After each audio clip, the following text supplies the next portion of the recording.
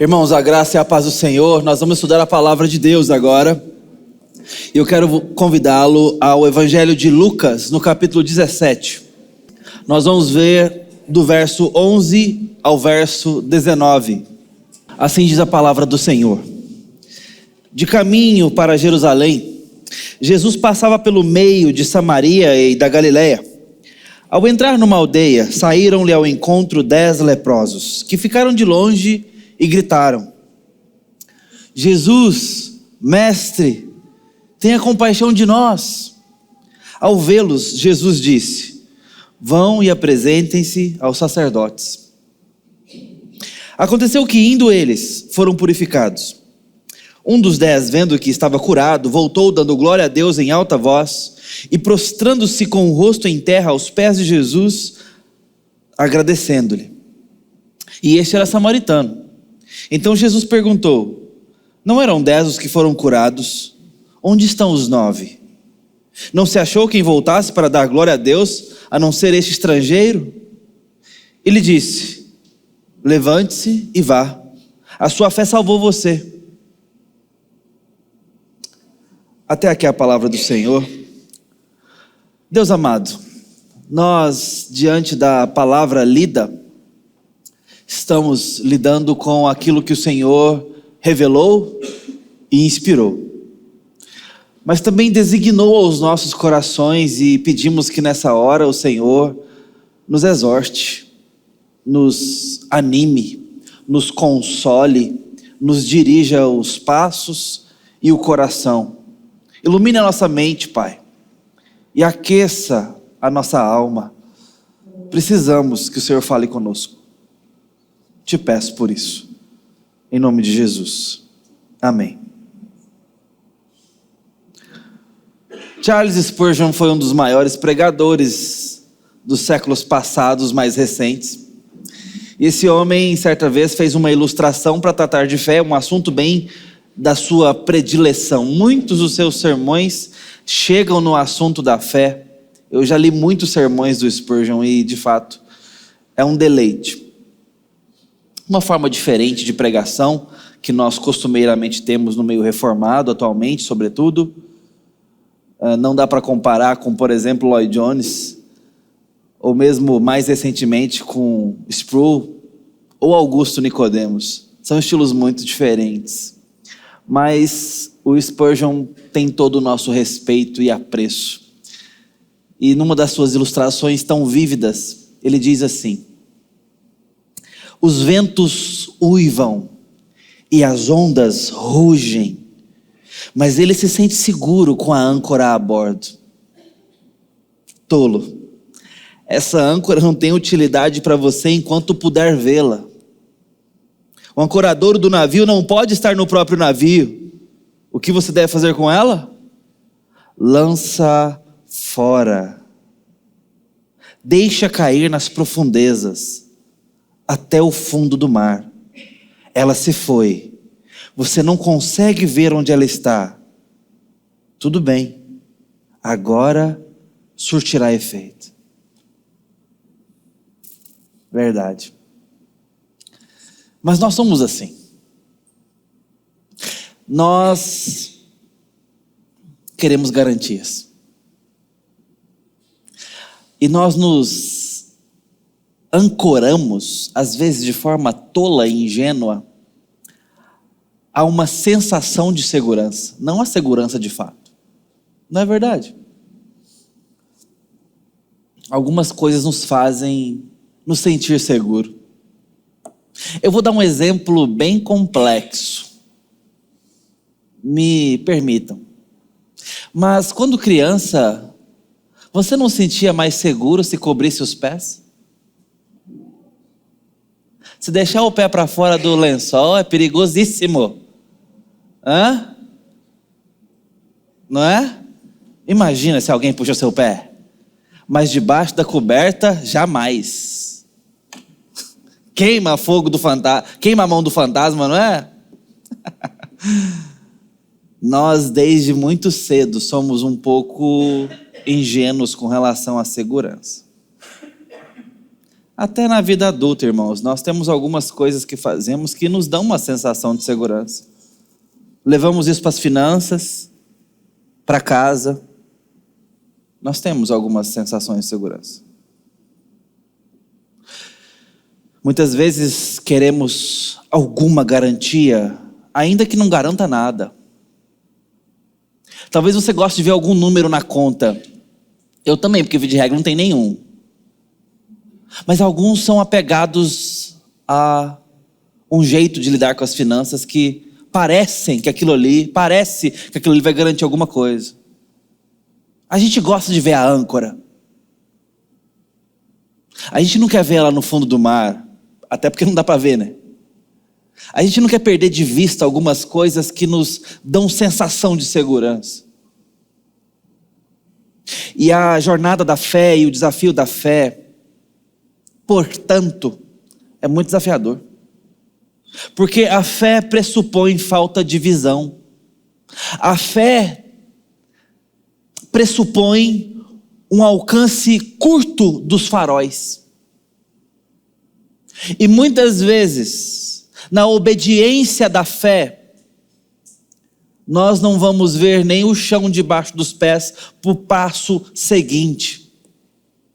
Não foi assim com muitos nas sagas bíblicas? Não foi assim que Abraão teve que crer? Da impossibilidade, ele teve que agir como que um pressuposto pai de muitos, quando não podia ser pai de nenhum. E Deus o provocou a crer que aquilo seria verdade na sua velhice e na esterilidade da família. E sabe o que Abraão fez? Pois creu. E diz a palavra que isso foi-lhe atribuído ou imputado para a justiça. Ele acreditou em Deus. Aquilo ali era uma experiência de não ver o chão para o próximo passo. Esse homem que começa a sua saga tendo que, de fato, dar passos, literalmente, ao ter que, pela fé, sair da sua terra. E ir para onde? Qual era o nome da terra que Deus ia mandar? Ele não sabia. Para uma terra que eu te mostrarei. Começa a andar aí, Abraão. E esse homem, digno de nossa admiração, creu. Mas não para por aí. Quando Deus lhe dá um filho, Deus fala agora: me dá, sacrifica. E Deus segura a declaração da providência até o último instante. Ele leva Isaac subindo aquele monte, prepara lenha, pega o cutelo, as cordas, e lá vai subindo o monte. Como que esse homem deu esses passos? Você consegue se colocar no lugar dele? A gente olha e vê muita beleza nisso, mas eu não enxergo beleza na hora. Abraão não sabia o que ia acontecer. Ele não tinha lido o livro de Gênesis. Eu começo a pensar os seus joelhos batendo um no outro. Não é possível. Mas crendo e obedecendo. Pai, cadê o cordeiro? Deus proverá, meu filho. Que declaração. Que declaração cristológica. Sem saber. Sem ter completa noção da cristologia bíblica do Novo Testamento. Que Deus providenciou um cordeiro para morrer no nosso lugar. Deus estava nos ensinando isso. Porque essa peça dramática de fé é uma peça um tanto quanto pontual no drama da Escritura. E Abraão faz parte dessa peça com essa situação para apontar por um enredo muito maior, didático e completo, que nós recebemos. Bem-aventurados somos por isso. Mas ele creu e obedeceu. Você pega a saga de José. Ele é invejado, ele é malquisto, ele é sofre atentado contra a sua vida, pelo menos intencionalmente. Depois ele é vendido como escravo. E como escravo ele é injustiçado, falsamente acusado, é preso injustamente, é esquecido no cárcere. E em toda essa desventura da sua juventude, em todas essas situações tão tristes e dolorosas, diz a palavra que Deus era com José. José sabia. Ora, talvez José tivesse uma boa noção quanto ao seu Deus. E teve fé para isso. Mas ele não lê na história da sua vida enquanto está acontecendo. Ei, tá tudo bem, Deus é com você. Nós é que lemos isso sobre a vida dele. Mas José não se desespera. Aquele homem prossegue. Você não tem relato de murmuração, de desistência. Aquele homem prevalece, persiste. Fé, o nome disso é fé. Mesmo sem saber que Deus o fará governador do Egito e providenciar através dele livramento para o povo de Deus. Esse homem prevaleceu. Como fé? Tantos outros na Escritura Sagrada, você vai percebendo que mesmo sem ter garantias do ato seguinte, creram. E ainda que com pés e pernas trêmulas, deram o próximo passo, na direção que Deus apontou. Nós temos o mesmo desafio hoje. Dar passos de obediência na direção que Deus aponta, mesmo quando não estamos vendo o chão à frente. Mas nós somos dados a querermos garantias. Nós estamos mais para Gideão, não é? Se for o Senhor mesmo, vai amanhecer isso aqui tudo molhado e algodãozinho seco. Rapaz, não é que tá do jeitinho que eu falei? Então é o seguinte, se for o Senhor mesmo, o algodãozinho amanhece molhado e o redor seco. Nós somos mais Gideão às vezes, não? Quer sinal demais? Deus pode te dar, mas vai te mandar para a guerra. Gideão sou eu. Ufa, que bom, agora levanta e vamos para a guerra. Nós queremos ver o ancoradouro. O caminho de fé, às vezes, ele é muito desafiador. Esse texto fala de fé de uma forma muito escancarada para nós. Nós temos algo a aprender com 10 homens sem nome aqui.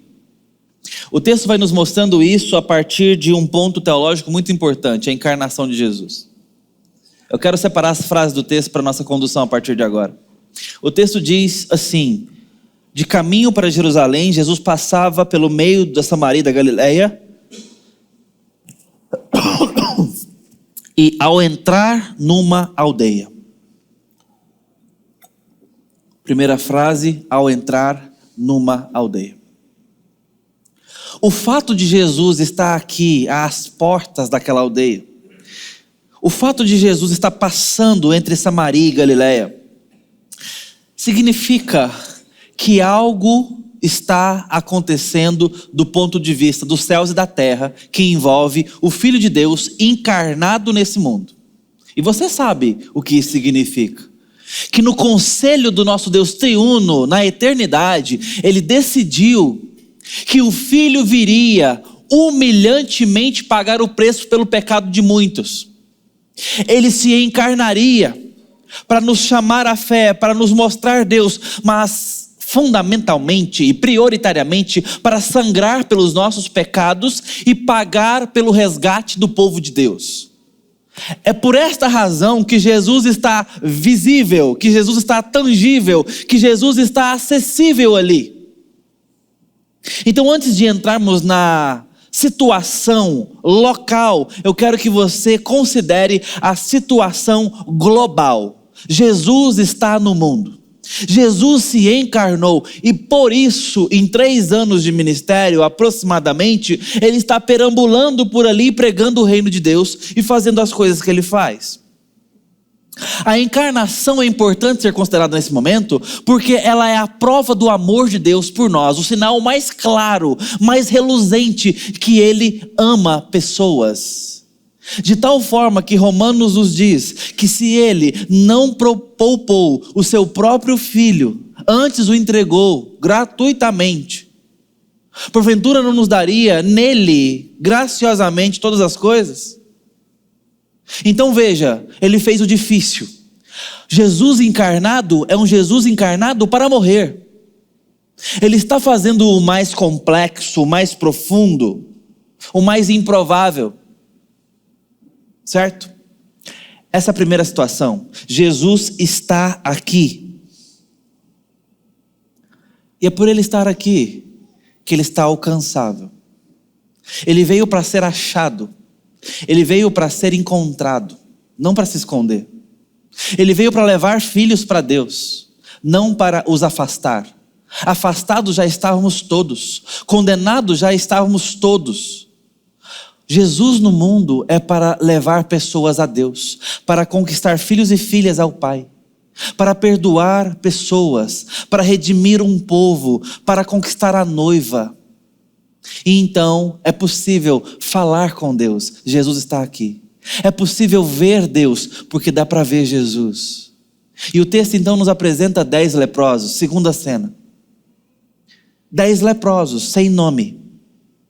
E é importante que eles permaneçam sem nome, para a gente entender a situação. Um leproso nessa circunstância, nesse tempo, de fato perdeu o nome. Perdeu a dignidade, perdeu o trabalho, perdeu a profissão, perdeu a família, os amigos, os vizinhos. Quem eram eles? Carpinteiros, bancários, tecelões, artesãos, complicação de plural.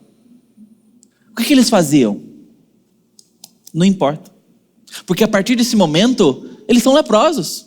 E onde estão? À margem. Estão marginalizados porque não têm mais o direito de conviver no âmago da cidade, do povoado. Eles agora perdem casa, perdem o direito de ir e vir. Eles têm uma responsabilidade social e sanitária de declarar a uma pessoa sã à distância: sou leproso, não se aproxime. Isso é uma obrigação deles. Perderam todo tipo de direito, mas ficaram com muitos deveres ainda. Essa situação lamentável de um leproso. É um indigente, quase que morto em vida. São marginalizados e esquecidos. Estão ali às portas da aldeia. Eu quero que você entenda isso e perceba a gravidade da situação, para você entender o que vai acontecer a partir de agora. E eu disse que nós temos algo a aprender com 10 homens sem nome. Porque esses homens, certamente, o texto não diz, mas provavelmente, eles chamam Jesus pelo nome, chamam Ele de mestre e pedem compaixão. Eles estão fazendo 3 coisas aqui, dizendo: eu sei quem é Ele, dizendo: nós sabemos o nome dEle, nós ouvimos falar sobre Ele. Segundo lugar, Ele é mestre, Ele tem autoridade, Ele tem manifestado a autoridade como que de um rabino. Ele é uma autoridade religiosa entre os povos. Eles sabem e reconhecem isso. E terceiro lugar, eles fazem uma petição. Eles fazem uma oração, e eu preciso que você considere isso como oração. E então, eles certamente ouviram falar do que Jesus vinha fazendo. Que cego estava passando a enxergar. Que pessoas possessas de muitos espíritos imundos estavam ficando libertas e voltando para sua família. Coxo andava. Pessoas comuns estavam ganhando a chance de seguir um grande líder religioso. Pescadores brutos estavam fazendo coisas maravilhosas ao segui-lo, vendo e fazendo. Certamente ouviram tudo isso porque reconhecem que Jesus, é mestre e pode ter compaixão de gente que ninguém tem compaixão. E eles então ousam. Eles têm coragem de fazer o que fazem.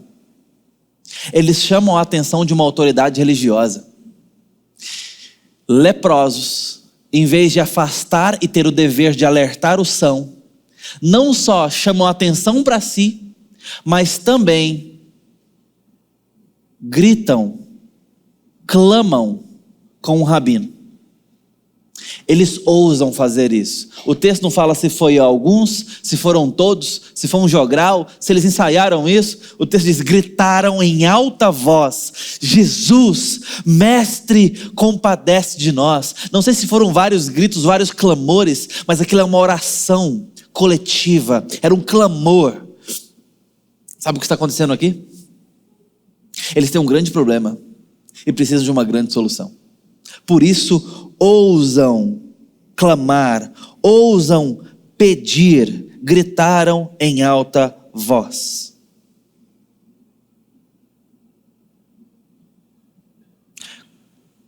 Por que muitas vezes a nossa vida de oração é raquítica? Porque muitas vezes não ousamos gritar a Jesus.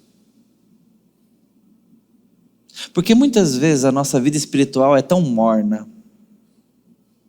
A nossa fé é tão tímida. Porque muitas vezes queremos garantias que nós provemos e não que Deus dá. Por que somos tão hesitantes em obedecer? Porque nos falta, às vezes, necessidade. Às vezes nos falta necessidade. Às vezes nos falta carência de solução. Nossa fé, via de regra, é proporcionalmente ou diretamente proporcional à nossa necessidade de intervenção divina. Às vezes, irmãos, para que tenhamos mais calor com Deus, mais intimidade com o Espírito Santo, mais fé para obedecer, mais convicção, mais sede de Deus, precisamos de problemas maiores. Infelizmente. E Deus, sabendo que precisamos estar mais perto dele do que das nossas falsas sensações de segurança, ele pode providenciar problemas maiores para nós. Lamento ter que te lembrar isso. Mas eu não quero apenas te informar, eu quero te alertar sobre isso. Se a sua fé estiver fria, pequena, baixa, tímida, se a sua convicção de obediência estiver hesitante, se o seu relacionamento com Deus estiver frágil, Deus pode aprofundar isso daí. E não vai ser com um anjo te entregando um delivery no seu apartamento. Vai ser te dando necessidade de oração. Como é que eu sei disso? Quantas vezes o povo de Deus foi mandado por Deus para o deserto? Para quê? Para temerem ao Senhor. O povo acabou de ver milagres e maravilhas diante de Faraó e toda a sua casa na saga do Êxodo. E Deus colocou o povo para peregrinar em círculos por 40 anos, por causa da dureza do coração do povo. Por 2 vezes cativeiro babilônico, para que o povo aprendesse a voltar a buscar o Senhor de todo o seu coração, para que então, cumprida a intenção de Deus, o povo buscasse de todo o coração e Deus ouvisse dos céus, se voltasse para eles e sarasse a terra deles. O diabo certa vez chegou e falou assim: ei, tem um homem ali que eu estou interessado na vida dele, chama Jó. Eu ando ao redor da casa dele, rodear a terra e passear por ela, sei, estava fazendo buraco ao redor da casa do Jó. Posso tocar na vida dele? Posso tocar na casa dele? Posso tocar nos filhos dele? Deus falou: poupa a vida, no mais pode. E o que aconteceu? Jó termina essa saga muito quebrado, machucado, ferido, enlutado. Mas diz: Senhor, agora os meus olhos te veem. Aquele homem, incapaz de desonrar a Deus, embora questione, embora murmure, e muito. Jó não tem a paciência como a gente diz nos ditados. Ele é impaciente. Ele murmura bastante. Ele pede para Deus tirar a vida dele. mais de uma vez. Mas ele não questiona Deus. Ele permanece firme. O não questionar no sentido de desonrar, sabe? Ele não blasfema contra Deus. Claro, ele pede para parar. Ele pede para parar o mundo para descer. Chega! Mas ele não desonra a Deus. A mulher até sugere: ei, amaldiçoa esse Deus seu e morre, pelo amor de Deus.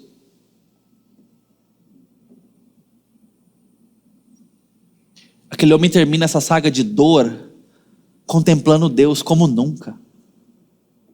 E Deus devolveu em dobro tudo que ele tinha. Até os filhos.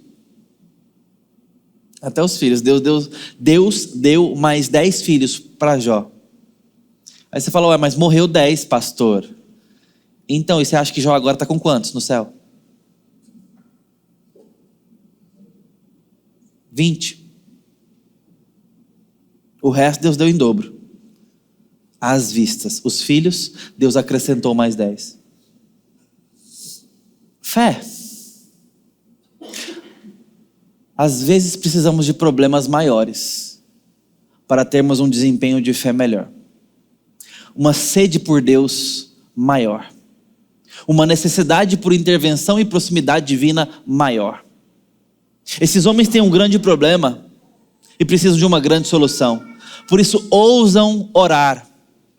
E aí vem a resposta, e aqui você percebe como que devemos aprender com eles não só a aproveitar o nosso problema para buscar a Deus, aproveitar a nossa circunstância para ir aos pés de quem pode resolver. Eles fazem isso, aprendamos isso. Mas em segundo lugar, eles nos ensinam outra coisa: a não esperar por sinais e garantias antes de obedecer quem deve ser obedecido, o nosso Senhor. Porque Jesus frustrantemente dá uma direção. Diz: vão se mostrar aos sacerdotes. Acabou a esperança. Imagina isso. Peraí, nós estamos aqui numa situação doentes, a nossa única chance é aquele que tem feito milagres por aí, e ele está passando aqui por perto, e Jesus passa direto, Jesus não para. Talvez havia alguma expectativa: e se ele colocar a mão em nós? E se ele colocar saliva na gente, como ele fez com alguns aí? E se ele colocar barro? E se ele estender as mãos? E se ele fazer algumas perguntas para nós e a gente responde? Eles ouviram certamente a falar o que Jesus vinha fazendo, mas nesse momento Jesus não para, Jesus não conversa, Jesus não faz nada. Jesus só fala: vão se mostrar aos sacerdotes. E não tem diálogo para eles discutirem e falar: Senhor, eles não recebem a gente. Senhor, eles não aceitam que a gente se aproxime. O sacerdote, ele tem até uma responsabilidade sanitária para com o povo. Jesus terceiriza a situação, aparentemente. Imagina você ter a chance de falar com Jesus e falar assim: vai procurar o pastor. Já imaginou isso? Que frustrante. Como é que você reagiria no lugar deles? E antes que você pense: claro que eu obedeceria, Jesus que mandou, ora. Antes que você se apresse a falar isso, eu quero te dizer que Jesus tem mandado a gente fazer muita coisa. E nós temos tido essa disposição tão pronta e voluntariosa, sem questionar, sem hesitar. Porque esses homens não veem nenhum sinal, esses homens não veem nenhuma garantia, mas levantam e obedecem, certamente motivados por fé. Eles vão, porque o mestre mandou seguir por aqui. Não faz nenhum sentido o que Jesus falou para eles. Mostrar ao sacerdote que não vai me receber. Eles estavam se distanciando de Jesus ao obedecer. Jesus é a esperança, e está lá Jesus indo embora. E eles vão. No caminho foram curados. Poucos passos de obediência foram necessários para começarem a verem o resultado da fé em Cristo Jesus. Uma fé que é sempre recompensada, o que não significa que seremos blindados ou sempre recompensados como gostaríamos. Isso é outra história. mas sempre será recompensada. A fé em Cristo e a obediência nele sempre colherá frutos justos diante de Deus. Porque é Deus quem abençoa o que ele nos ordena. É Deus quem colhe os frutos que ele mesmo semeia, entende? Ele é quem prepara as boas obras para que andássemos nelas. É ele quem faz isso por nós. Muitas vezes temos condicionado a obediência. Muitas vezes temos condicionado a aceitação da palavra. Não, quando Deus fizer isso, aí eu... Não, se Deus aumentar o meu salário, eu contribuo com a obra. Não, se Deus melhorar a minha situação, aí eu vou ser dizimista. Para citar um exemplo bem espinhoso. Não, o dia que Deus sarar que o meu parente, aí eu vou fazer tal coisa para Deus. Muitas vezes nós temos condicionado a nossa obediência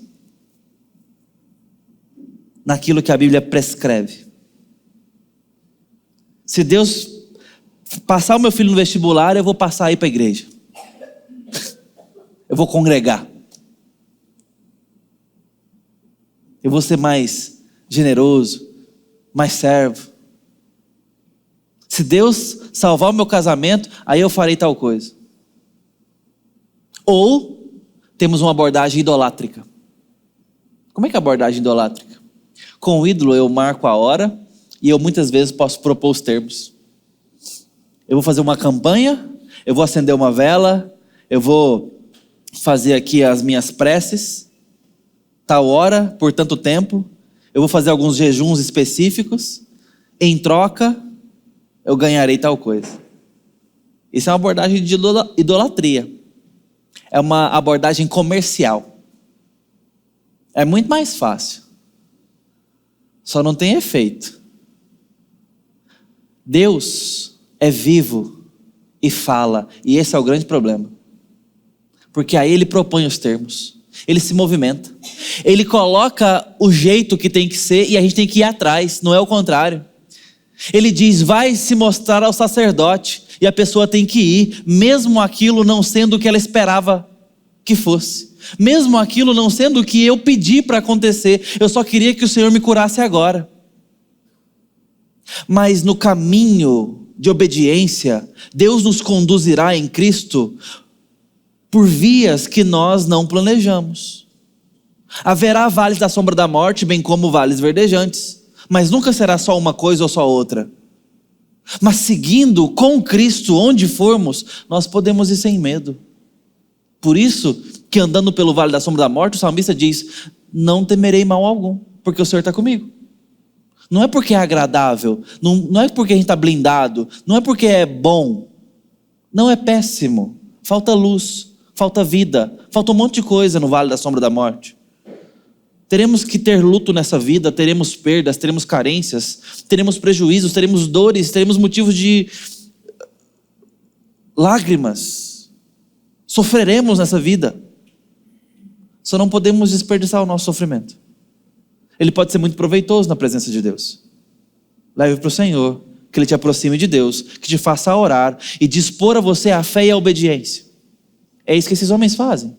Eles aproveitam sua situação, oram, pedem a ponto de obedecer. E Deus os abençoa. Mas a terceira e última cena desse texto, na verdade a quarta, é que eles percebem que precisavam de um milagre no corpo. Mas apenas um percebe milagre no coração. Porque quando foram curados, um diz, a partir de agora, que eu recebi a bênção de ser curado, de ter agora a chance de ter minha família de volta, meu trabalho de volta, meu nome de volta, minha dignidade de volta, minha cidadania de volta, minha vida de volta, porque Ele foi gracioso comigo. Eu não posso dar mais nenhum passo que não seja para adorá-lo.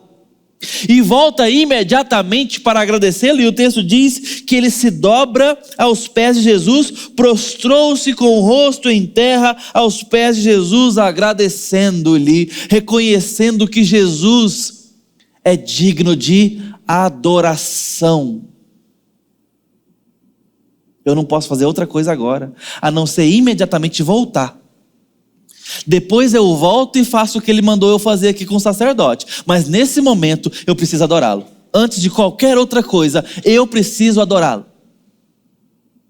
E você vai perceber nesse momento que já estava difícil crer, já estava difícil ter fé, já estava difícil obedecer. E até orar estava difícil. Mas o texto nos mostra que ainda há uma situação mais difícil do que todas essas. Agradecer com adoração.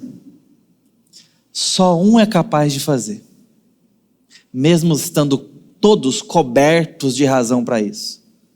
E eu quero te dizer por que é tão mais difícil agradecer do que obedecer. Tão mais difícil agradecer do que ter fé. Tão mais difícil agradecer do que orar. Porque isso que está acontecendo aqui é louvor, é adoração. E isso só é verdadeiro quando tem um milagre lá dentro. Ter a pele curada, o corpo curado, um câncer curado, fica pequeno, perto do que Deus pode fazer lá dentro. Um volta e adora, e Jesus se importa com a ausência dos 9. Não eram 10? Cadê os 9? Para mostrar que com aquele homem algo a mais aconteceu. Algo aconteceu lá dentro.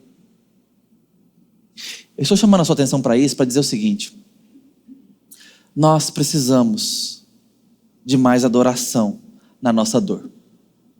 Nós precisamos de mais gratidão pelo que Jesus fez por nós.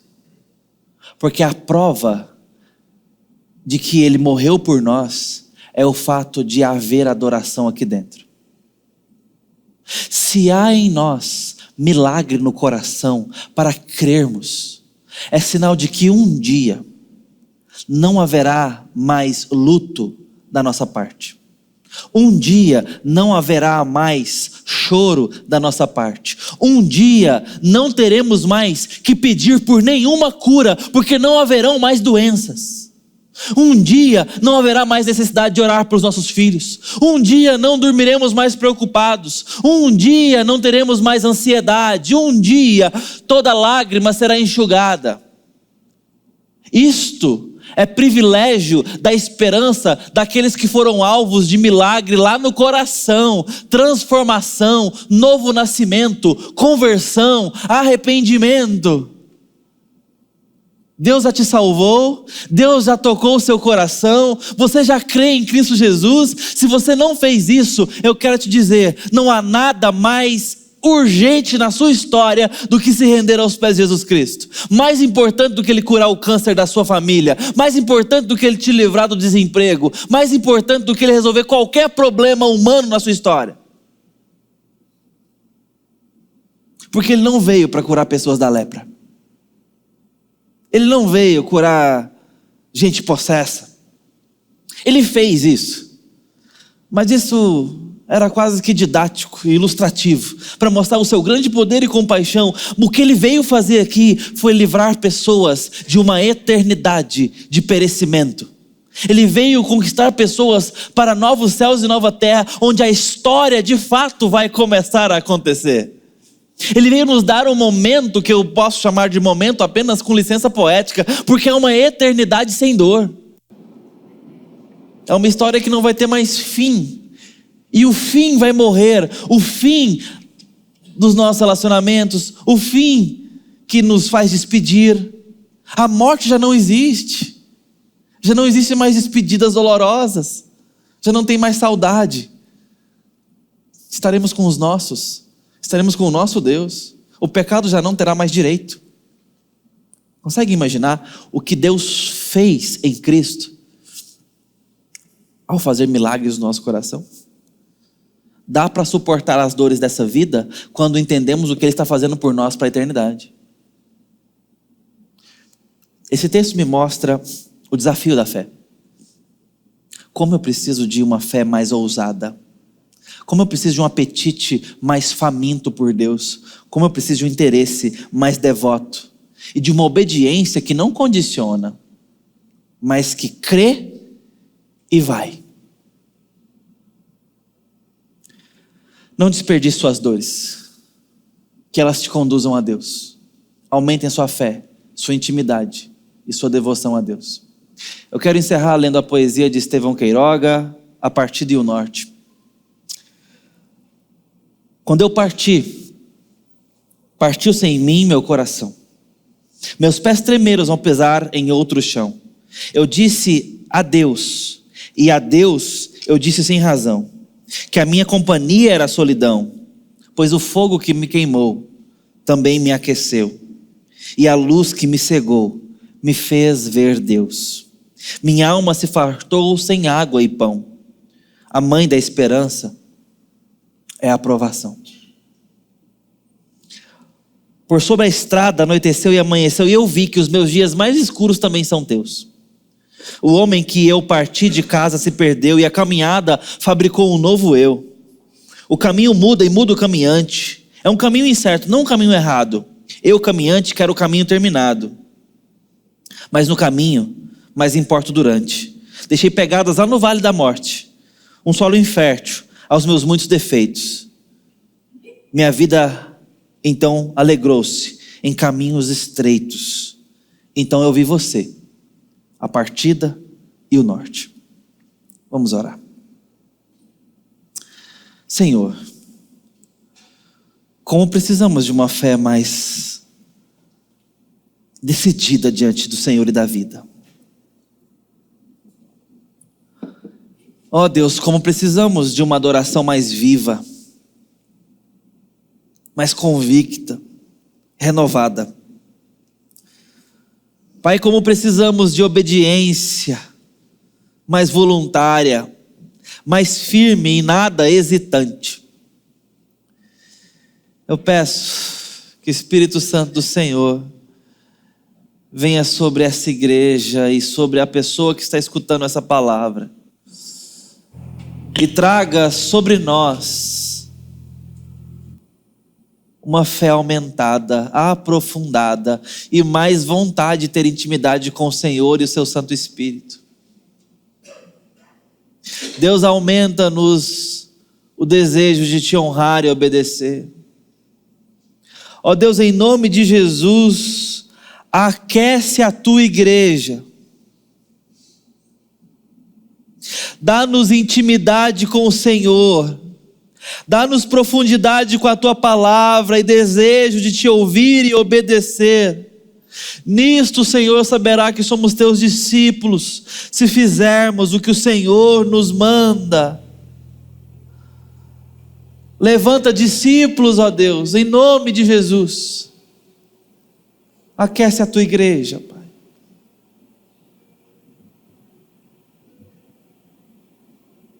Dá-nos o teu Espírito.